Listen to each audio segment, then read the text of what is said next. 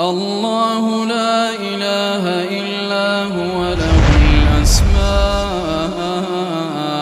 الحسنى نحمده ونصلي ونسلم على رسوله الكريم أما بعد فأعوذ بالله من الشيطان الرجيم بسم الله الرحمن الرحيم سبحان الذي أسرى بعبده ليلا من المسجد الحرام إلى المسجد الأقصى الذي باركنا حوله لنريه من آياتنا إنه هو السميع البصير سبحانك لا علم لنا إلا ما علمتنا إنك أنت العليم الحكيم رب اشرح لي صدري ويسر لي أمري واحلل عقدة من لساني يفقه قولي رب زدني علما رب زدني علما رب زدني علما رب زدني عملا رب زدني عملا رب زدني عملا. My dear respected elders and brothers and sisters who listen to my speech, Assalamu alaikum wa rahmatullahi wa barakatuh. I started a topic last week on Isra and Mi'raj, and I reached to a certain stage that Rasulullah sallallahu alaihi wasallam was taken from Haram, from Hani house to Hatim. From there he was taken on a Buraq to Masjid al-Aqsa, where Rasulullah sallallahu alaihi wasallam led the Salat to Anbiya alayhi salatu wassalam. And then from there, Rasulullah sallallahu alaihi wasallam traveled to the heavens. First heaven he met the Nabi, second, third, fourth, fifth, sixth, seventh. And then he went to Sidratul Muntaha. This is where we reach to. When Rasulullah sallallahu alaihi wasallam got to Sidratul Muntaha, then his next journey starts, where Jibreel alayhi salatu wasalam says, I'm not allowed ahead now. Now I'm not allowed ahead. Now a rough. Some kind of hadith indicates a rough is a carpet, some kind of carpet, special carpet, a flying carpet, was brought to Rasulullah sallallahu alaihi wasallam. Rasulullah sallallahu alaihi wasallam sat on that and then made his next journey by Allah subhanahu wa ta'ala. When Rasulullah sallallahu alaihi wasallam comes by Allah subhanahu wa ta'ala, Quran explains this. I'm saying Quran is explaining this because there's a different opinion on this. Ibn Abbas radiallahu ta'ala anhuma and Jamhur are saying this is indicated where Allah subhanahu wa ta'ala, and these ayahs are indicated where Allah subhanahu wa ta'ala met Rasulullah sallallahu alaihi wasallam. When Rasulullah sallallahu alaihi wasallam met Allah subhanahu wa ta'ala. Aisha radiallahu ta'ala anha and Abdullah ibn Masud radiallahu ta'ala anhuma, they both say, no, Rasulullah sallallahu alaihi wasallam did not do the ziyadah. He did not see Allah subhanahu wa ta'ala in this night. And these ayats, which I'm going to read in a few minutes, are indicated to Jibreel alayhi salatu wasalam. The Allah's Nabi alayhi salatu wasalam met Jibreel alayhi salatu wasalam. Anyway, there's a different opinion, but Jamhur say is indicated to Allah subhanahu wa ta'ala, Rasulullah sallallahu alaihi wasallam meeting Allah subhanahu wa ta'ala. These ayats, وَالنَّجْمِ إِذَا هَوَى مَا ضَلَّ صَاحِبُكُمْ وَمَا غَوَى وَمَا يَنْطِقُ عَنِ الْهَوَى إِنْ هُوَ إِلَّا وَحْيٌ يُوحَى عَلَّمَهُ شَدِيدُ الْقُوَى ذُو مِرَّةٍ فَاسْتَوَى وَهُوَ بِالْأُفُقِ الْأَعْلَى ثُمَّ دَنَا فَتَدَلَّى. Then Rasulullah sallallahu alaihi wasallam bila tashbih. Then Rasulullah sallallahu alaihi wasallam got near to Allah subhanahu wa ta'ala, فَتَدَلَّى, more near. فَكَانَ قَابَ قَوْسَيْنِ أَوْ أَدْنَى. You know, have you ever seen a bow? And put the bows together like that. فَكَانَ قَابَ قَوْسَيْنِ أَوْ أَدْنَى. यानी तीर जिसमें डाले जाते हैं ना, उसको दोनों इस तरह करीब कर लो, इस तरह इतने करीब हो गया अल्लाह रसूलुल्लाह सल्लल्लाहु अलैहि वसल्लम अल्लाह के.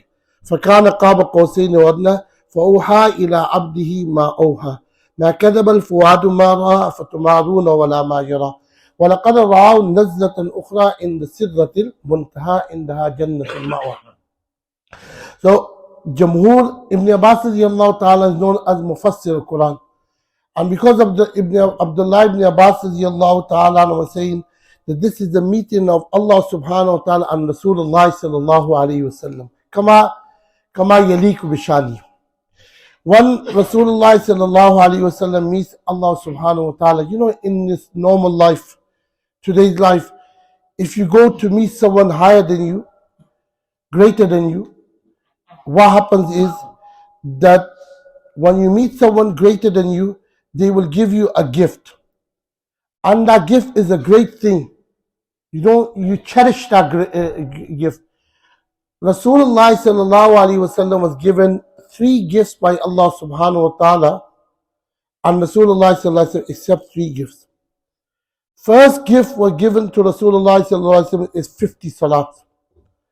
That on your ummat, on us, 50 salat is compulsory. This is the first gift given to Rasulullah sallallahu alaihi wasallam. Second gift given to Rasulullah sallallahu alaihi wasallam is the last 2 ayats of Surah Al-Baqarah.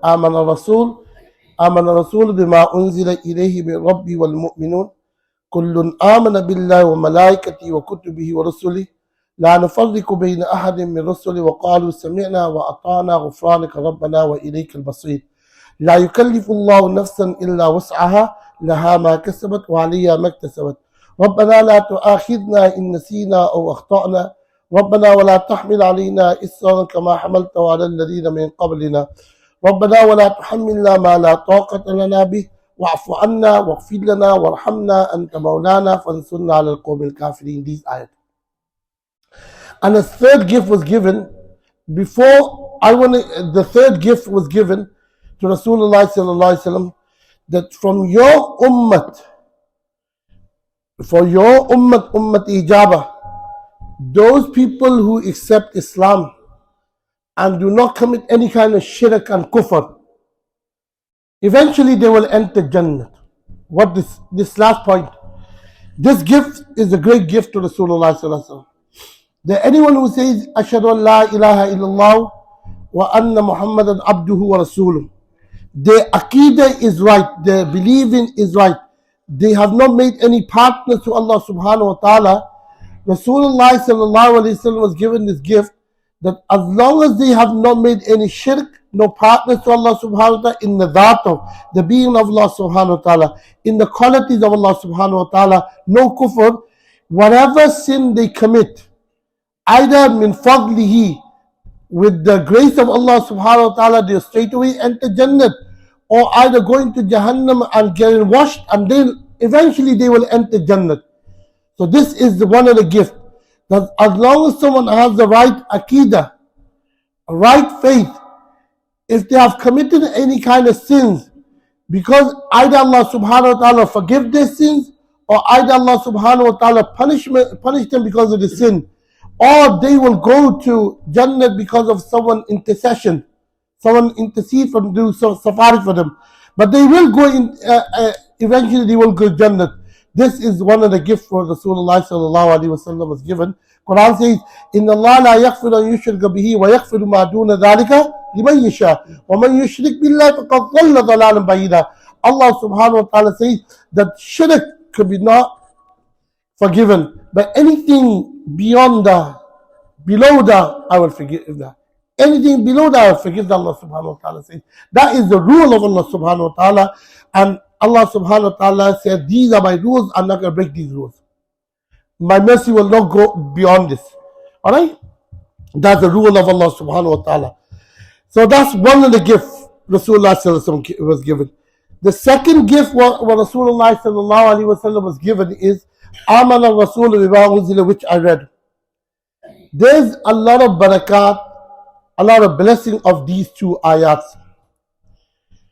Rasulullah sallallahu alaihi wasallam says that whoever reads these 2 ayats every night, kufiyat, is sufficient for them. What does that mean? These 2 ayats, Amana Rasul bima unzila ilayhi min rabbi wal mu'minun, these are sufficient. Number 1, Muhaddithin write under this hadith, they're sufficient for what? You know, we're supposed to read tahajjud, Qiyamul Layl is sunnat. We're supposed to do some extra ibadat at night. This is what تتجافى جنوبهم عن المضاجع يدعون ربهم خوفا وطمعا ومما رزقناهم ينفقون. Yeah, Quran and ومن الليل فتهجد به نافلة لك عسى أن يبعثك ربك مقاما محمودا. These ayats are indicated, and the amal of Rasulullah sallallahu alaihi wasallam indicated that we should spend some of the portion of the night in worshiping Allah subhanahu wa ta'ala. This is what ayat and hadith of Rasulullah indicated. But sometimes we can't. Sometimes we are lazy. Rasulullah sallallahu alaihi wasallam is saying that those people who read Amana Rasul bima unzila ilayhi min Rabbi ila akhiri, and Fansurna ala qawmil kafiri up to the these two ayats, kufiyat, it means whatever ibadat they're supposed to do, they will get that reward. The reward they should supposed to get at that night, ibadat, going through the mashaqqat and hardship. If they read Amana Rasul bima unzila ilayhi min Rabbihi ila akhiri, Rasulullah sallallahu alaihi wasallam said that it's sufficient for them. They will get the reward of that night. That's one meaning. Second tashri on this ayat is Amana Rasul bima unzila ilayhi min Rabbihi, that at night we supposed to read some ayat, some hadith, some du'as for protection. Yeah? Like Rasulullah sallallahu alaihi wasallam used to read the last three qul huwallahu ahad, qul a'udhu bi rabbil falaq, qul a'udhu bi rabbin nas, and blow them on his hand and wipe the whole body. And he went to this extent that when he was on his deathbed, when Rasulullah sallallahu alaihi wasallam was ready to departure, he couldn't read them. So he told Aisha radiallahu ta'ala, indicated to Aisha radiallahu ta'ala anha, you read them. She read them and she blew on the hands of Rasulullah sallallahu alaihi wasallam, and she navigated Rasulullah's hands on all his body, because the hands of Rasulullah are more mubarak, isn't it? Yeah? So that's how much Rasulullah used to read this. And Ayatul Kursi and all these ayats, alright, Rasulullah had the habit of reading at night. But Rasulullah is saying in a hadith, Kufiyat means that if you read Amana Rasul bima unzila ilayhi min Rabbi wal mu'minun right to the end, it's sufficient from reading other ayats. It's better to read this, more barakat to read. But if you just read this is sufficient too. So these two ayats, Amana Rasulu right to the end, these was given as a gift to Rasulullah sallallahu alaihi wasallam on this night. So this is the second gift. The first gift which is given to Rasulullah sallallahu alaihi wasallam is 50 salat. As-salatu imaduddin.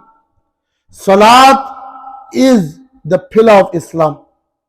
And some hadiths are indicated that those people who do not read salat, there is a doubt that they can lose iman.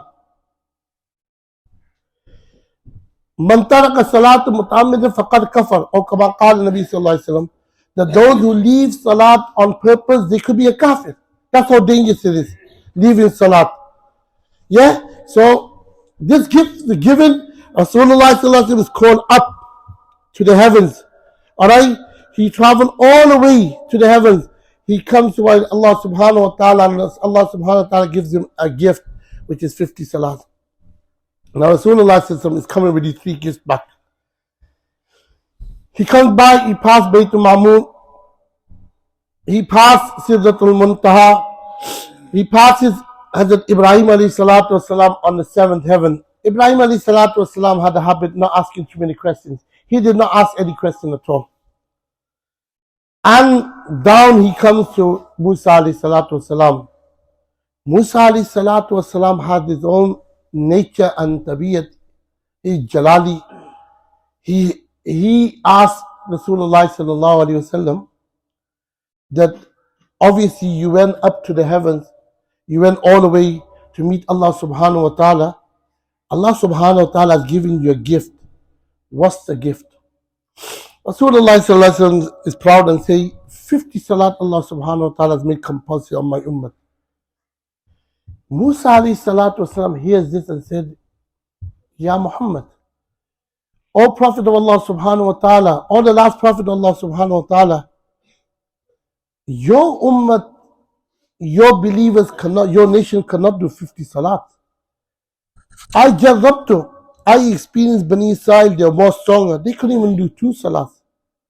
And you expect your ummah to do 50 salats? How are they going to do it? Go back to Allah subhanahu wa ta'ala.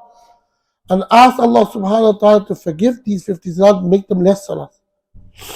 Rasulullah sallallahu alaihi wasallam takes the mashwara of Musa alayhi salatu wasalam and goes up back to Allah subhanahu wa ta'ala and ask Allah subhanahu wa ta'ala to lessen the salas. Allah subhanahu wa ta'ala says 5 less. 45 comes back by Musa alayhi salatu wasalam. Musa alayhi salatu wasalam says, no. 45 is too much for your ummah too. Go back and ask Allah subhanahu wa ta'ala to lessen more. He comes back by Allah subhanahu wa ta'ala and Allah subhanahu wa ta'ala says, only 40. He comes back, Musa alayhi salatu wasalam says, no. Go back. Lessen to 35. Musa alayhi salatu wasalam says, again, no. Back. Now Allah subhanahu wa ta'ala, Rasulullah sallallahu alaihi wasallam is going in the court of Allah subhanahu wa ta'ala and again. Until Musa alayhi salatu wasalam made Nabi alayhi salatu wasalam go back again and again until he came 5 salat. Now, when he came, Allah subhanahu wa ta'ala says 5 salat now. Nabi alayhi salatu wasalam comes back by Musa alayhi salatu wasalam. Musa alayhi salatu wasalam said, no, your ummah cannot do 5 salat. Nabi alayhi salatu wasalam says that I feel embarrassed. If I go back to Allah subhanahu wa ta'ala, in other words, what Rasulullah sallallahu saying is, I've seen that Allah subhanahu wa ta'ala is lessening every salat, what? By 5. If I go back, how many salat will be left? None. It means I've not accepted the gift of Allah subhanahu wa ta'ala. You know, hadiyah. If someone gives you a hadiyah, a gift out of love, we should accept it and cherish it. Some people say, I don't want this too small. No. Sunnat of Rasulullah sallallahu alayhi wa sallam.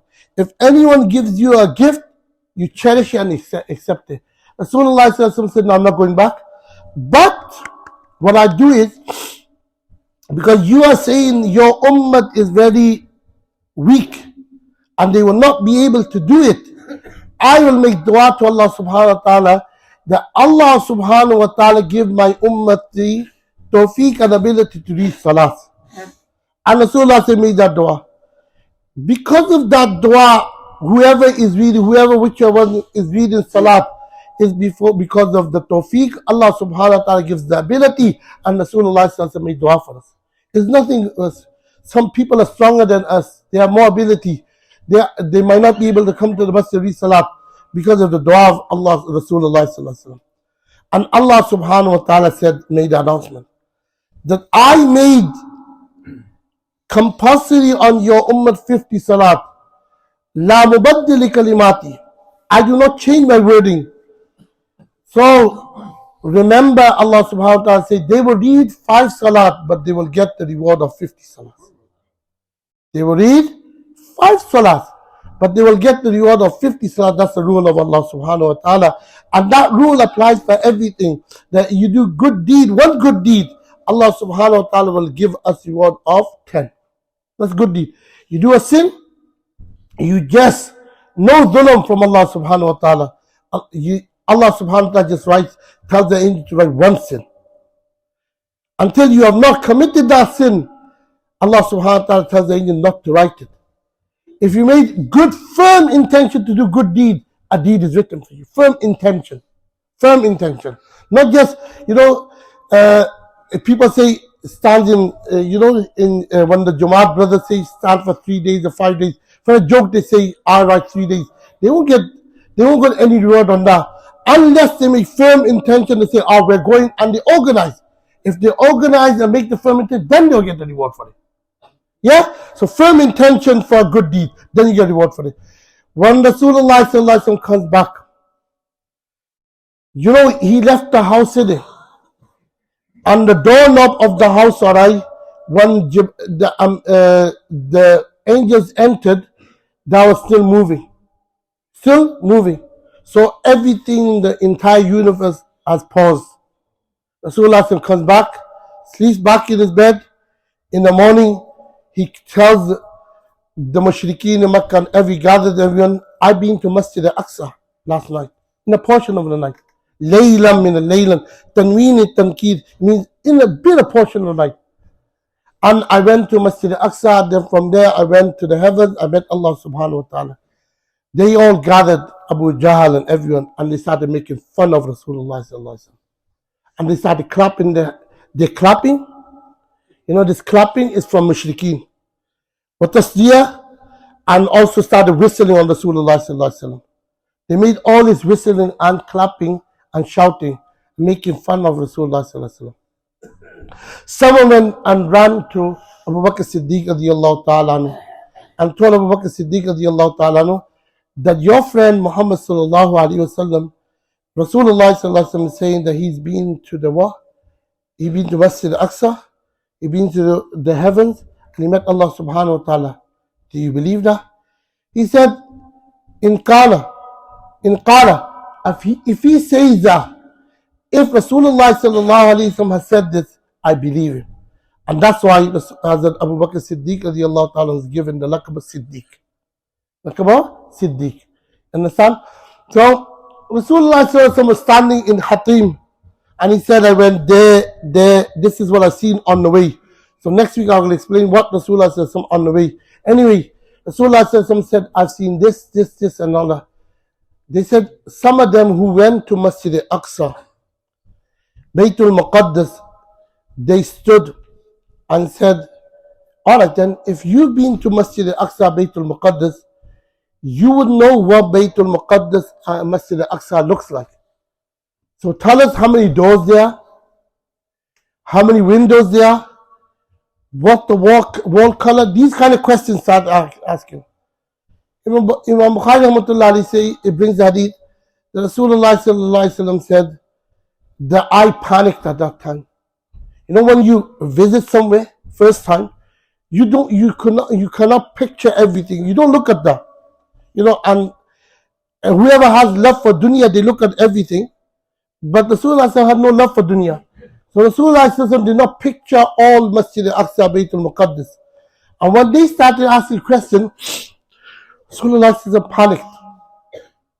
Allah subhanahu wa ta'ala sends the whole picture of Masjid Al-Aqsa in front of Rasulullah. And Rasulullah can see all Masjid Al-Aqsa. Now they are asking questions, and they say, how many windows? Rasulullah looking and saying, that much, how many windows there are? How many doors, what it looks like, all the questions they asked. Rasulullah answered all the questions. When Rasulullah answered all the questions, it's time for them to become mu'min believers, but they denied it. Then they asked Rasulullah, they asked a few questions. They said, on the way going, you've seen a lot of things, which I will try to explain next week, inshallah. But did you see any caravan? Rasulullah said, yes. When I was going, I seen one of your caravans, yani aapke kafila, and they lost their camel, and they're looking for the camel. And I told them your camel is in so place. They went and they found it. And on the way back, they were near, and I was a bit thirsty.